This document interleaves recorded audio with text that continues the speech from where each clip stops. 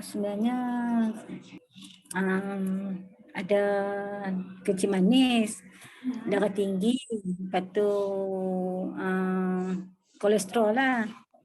Memang buat ratus bulan dekat klinik lah. Tapi yang terbaru ni kencing manis dah okey, kolesterol pun okey, cuma darah tinggi dia macam naik turun. Dia dah bagi sebab lah ni off sendiri. Sebab lepas tu nak tahu lah, kadang-kadang kita ni makan banyak sangat, tak ikut macam yang ni nak makan, ni nak makan, rasa macam banyak sangat kan.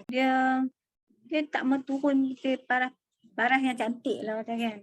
Tapi dah tahu ikut program Dr. Ju ni, kira gula dah tinggal lah.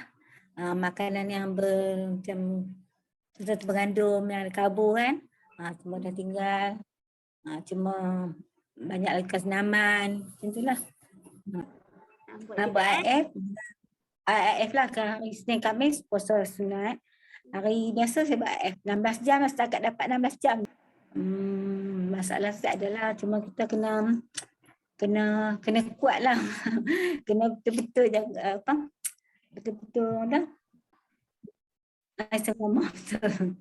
Kadang-kadang tergugat juga. Betul, salah tu macam dalam makan kuih-kuih kan, kau kan makan terasi kan. Itu tapi lah ni sebab dah ikut program ni kita boleh carilah makanan-makanan yang kita tahu, makanan yang sihat lah gitu. Yang semua memanglah makan ikut dan je kan, macam tu lah. Ikut suka, ikut selera gitu.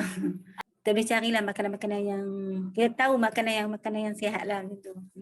Ya, betul. Kalau kurangkan kencing manis dah cukup dah. Elok dah. Berapa dah sekarang? Dari segi kesihatan lah.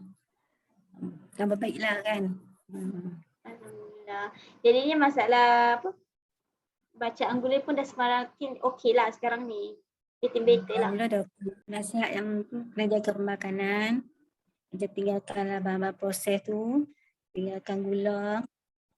Dan jaga kesihatan dari segi buat exercise ni.